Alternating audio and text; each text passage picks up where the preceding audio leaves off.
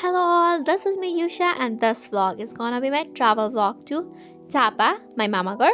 So यो video चाहिँ खास गरी दशैं बेलाको, but I'm posting it bit late for the memory and this clip is of airport जुन हामी 2 बजे पुगेको थियौं but हाम्रो flight चाहिँ 4 बजेको थियो but it get so delayed because of हुन्छ नि नराम्रो weather.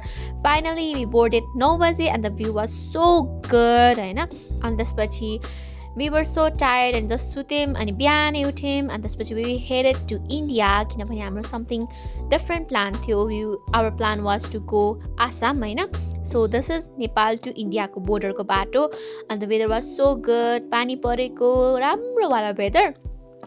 I was enjoying it and त्यसपछि हाम्रो इन्डियादेखि चाहिँ हाम्रो ट्रेनको जर्नी थियो. This was my first time and I was bit हुन्छ नि डर लागिरहेको थियो कस्तो हुन्छ motion sickness and all those but साच्चै भन्नु पर्दा यति राम्रो थियो हुन्छ नि नो फिल नै हुँदैन तपाईलाई हुन्छ नि. अनि हामी चाहिँ स्लिपरमा गएको थियो 3 लेयरको चिया खाँदै गफ गर्दै उनो खेल्दै ब्युटिफुल भ्यू हेर्दै हुन्छ नि जताततै ग्रीनरी कस्तो राम्रो एकदमै कजनसँग पनि एकदम good moments not just cousins नि मम्मी आन्टी इन्टायर फ्यामिली जो गएको थियौँ एकदम राम्रो मोमेन्ट सेयर भइरहेको थियो. This view was so good हुन्छ नि.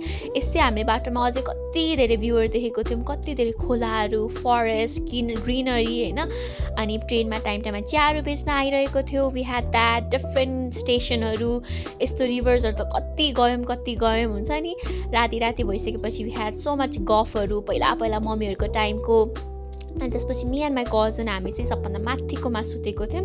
सो यसमा चाहिँ 3वटा लेयरमा सुत्न मिल्छ अनि तल चाहिँ मम्मीहरू लुडोहरू खेल्दै हुनुहुन्थ्यो अनि हामी चाहिँ माथि खानासाना खाएर रेस्ट गर्न खोज्दै थियौँ. अनि ट्रेनमै त्यहाँ चाहिँ तपाईँलाई खानाहरू पनि बेच्न आउँछ चिया हुन्छ नि snacks everything. We were enjoying a lot. एकदमै धेरै मेमोरिज हुन्छ नि.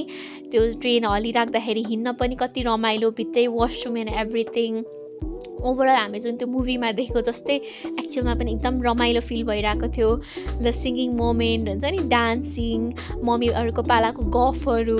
अनि बाइ द वे हाम्रो ट्रेन चाहिँ अलिकति ढिला भएको थियो र we reach there very very late रातिको 12 बजेतिर. अनि बाँकी चाहिँ नेक्स्ट भ्लगमा बनाउँला. Bye by.